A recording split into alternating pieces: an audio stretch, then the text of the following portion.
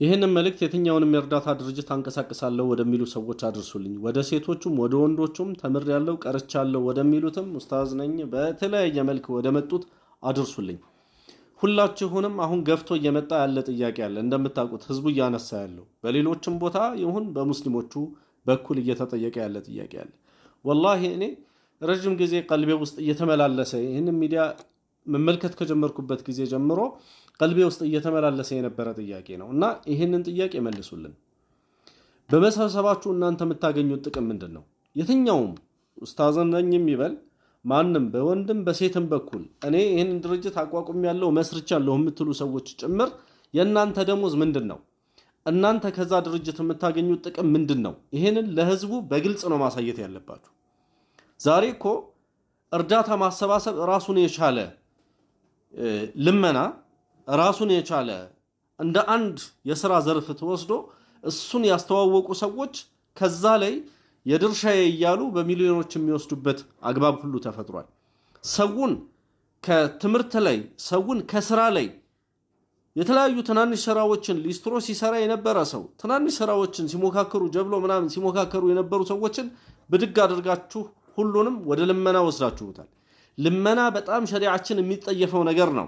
ስለዚህ ሁላችሁም የምታገኙት ይታወቅ፣ ለህዝቡ ንገሩት። ሌላው ደግሞ ሰዎችን ወጣቶችን ወደ ልመና አትውሰዱ፣ አላህን ፍሩ። ወደ ልመና መሄድ ጥሩ አይደለም። የአላህ መልእክተኛ አለይሂ ሰላቱ ወሰላም ለው ያዕለሙነ ማ ፊል መስአላ በልመና ውስጥ ያለውን ክፉ ነገር ሰዎች ቢያውቁ ኖሮ ማ መሻ አሐዱን ኢላ አሐድን የስአሉሁ ሸይአ አንድን ነገር ሊጠይቅ አንድ ሰው ወደ አንድ ሰው ባልሄደ ነበር ይላሉ።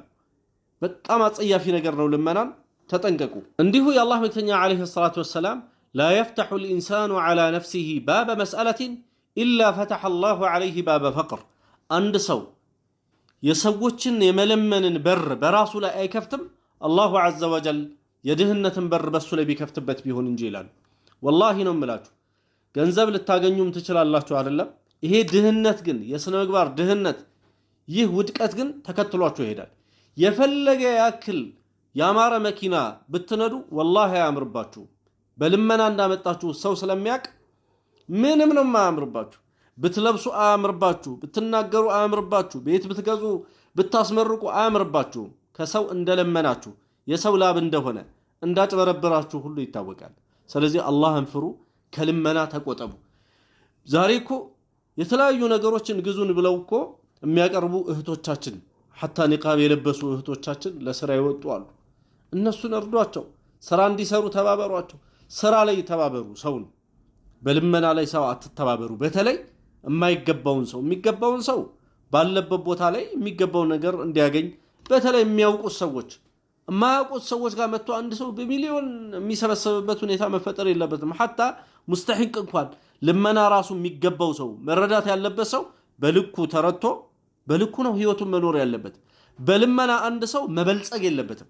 በልመና ሐታ የሚገባው ሰው ታማሚ እንኳን ቢሆን በልመና መበልጸግን ማልመድ የለብንም። ሰዎች ምን ነው ታማሚ በሆንኩኝ እስከሚሉ ድረስ ምን ነው እንደዚህ በሆንኩኝ ብለው ሙሲባ በራሳቸው ላይ እስከሚመኙ ድረስ እንዲህ ልናደርግ አይገባም።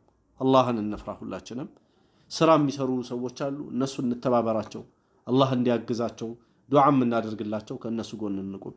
ከልመና ራሳችንን እናቅ። ሰላም አለይኩም ወራህመቱላህ።